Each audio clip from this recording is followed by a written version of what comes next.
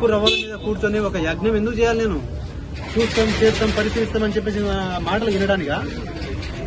ఆ మాటలు వినడానిక నేను వాళ్ళని కలవడానికి?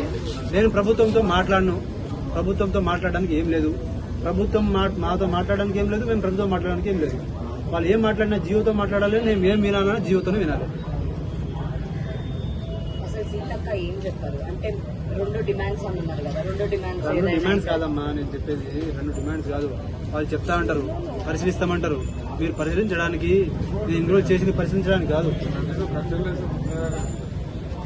మీరే అనుకుంటారు ఇప్పుడు వచ్చి మనం తాగిపించి ఏదైనా చేపించి మనం తీసుకుపోయిన తర్వాత రేపు నేను 10 డిమాండ్లు పెడతా, వాళ్ళు ఒకటే యాక్సెప్ట్ చేస్తారు.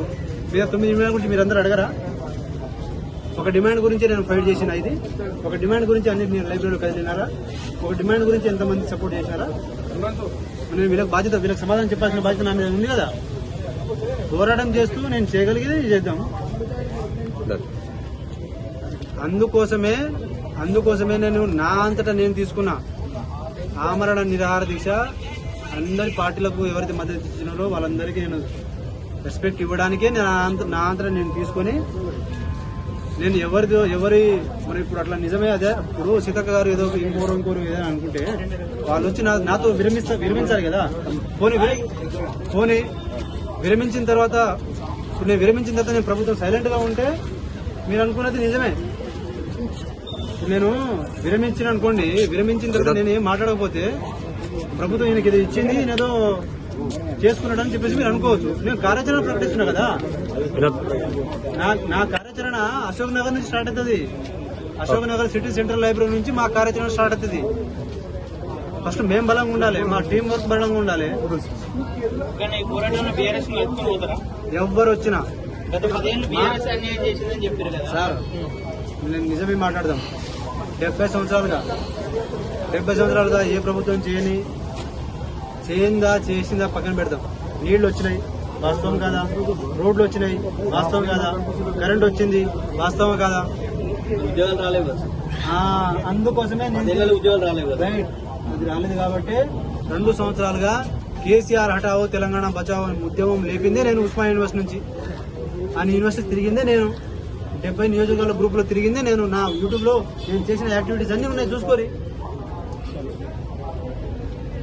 నేను ఒకటే సార్, మనం ఏ విషయాలైనా ఏమైనా చేసుకోవచ్చు. నిరుద్యోగుల ఎమోషన్స్ తో ఇన్ని రోజులు ఇన్ని సంవత్సరాలుగా ఆడుకున్నది చాలు. ఇక మీదట ఈ ఎమోషన్ మీద మాట్లాడి రాజకీయం చేసే పరిస్థితిలో ఉండొద్దు.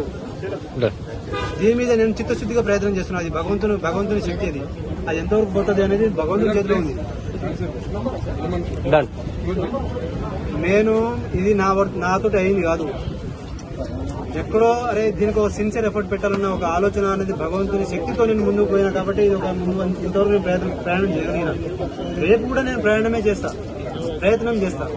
భగవంతుని శక్తి అది.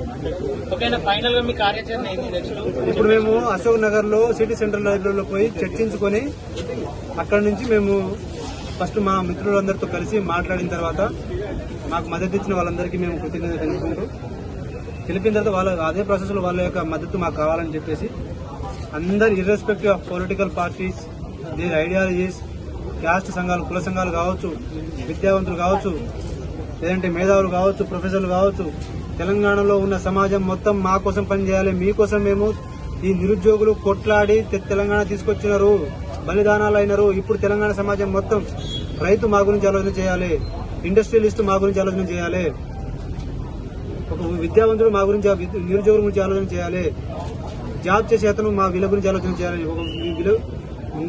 అందరి ఆలోచన ఒకే ఒక అంశం, నిరుద్యోగ అంశం. 30,000 ఉద్యోగాలు కాదు, 50,000 ఉద్యోగాలు.